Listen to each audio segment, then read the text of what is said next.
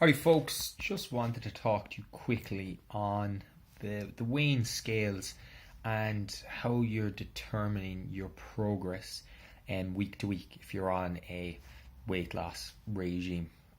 So the weighing scales measures fat, water, muscle mass, bones, connective tissue, hair, and then amongst other things that are just contained in your body.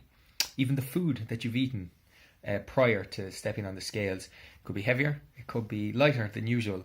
So there are a lot of things that the scale is measuring. So if your goal is fat loss, it's presumably not that your muscles weigh less, or you have less muscles, or that your bones weigh less, or that you're trying to lose some connective tissue.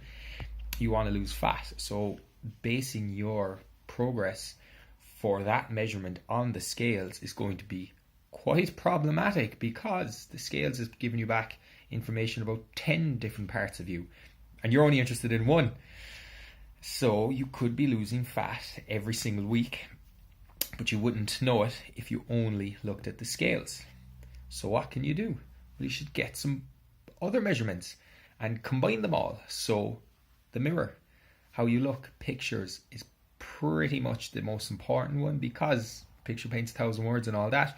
And it's quite objective. You can look at them, well, objective if you're not too harsh on yourself. You can look at them once a month, or you can look at old pictures versus new pictures, or you can give them to a coach and they can assess with a bit more of an objective eye.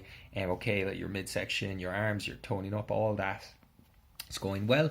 In conjunction with that, clothes measurements, so doing girth measurements with a waist, or just say my favorite pair of jeans, I can like pull it out to here, so that means my midsection is going down. The scales isn't telling me much, but I can see that I'm losing fat. My clothes are fitting better. My favorite piece of clothing is falling off me or fitting better. Brilliant. You can also look at training performance, energy. Stress would be an interesting one, because sometimes as you lose weight, your stress can go up, but you can also feel better, let's say, eating a certain way. You're more energized, you're sleeping better, you're training more, you're exercising more, and you just have a general better pep in your step.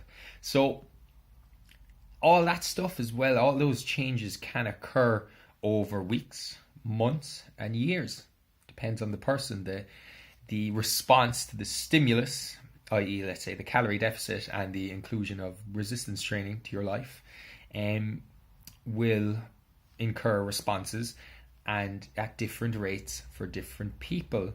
Now, if you were like me, whose life is essentially set up around the gym, working in the gym, living, breathing the gym, sleeping 8 hours a night, not too stressed, thank God, and don't have any responsibilities in terms of a family or anything like that, or kids, and fairly knowledgeable on nutrition, and have done many fat loss time periods, so like 10, 16, 20 week diets. I've done loads of them, so I have a fair idea of where I go wrong and where I go right, so I can collect all those good things that I know I've done before and use them, and start really eradicating the things that are not useful to me when I go on a fat loss protocol. So my life is set up well for losing weight.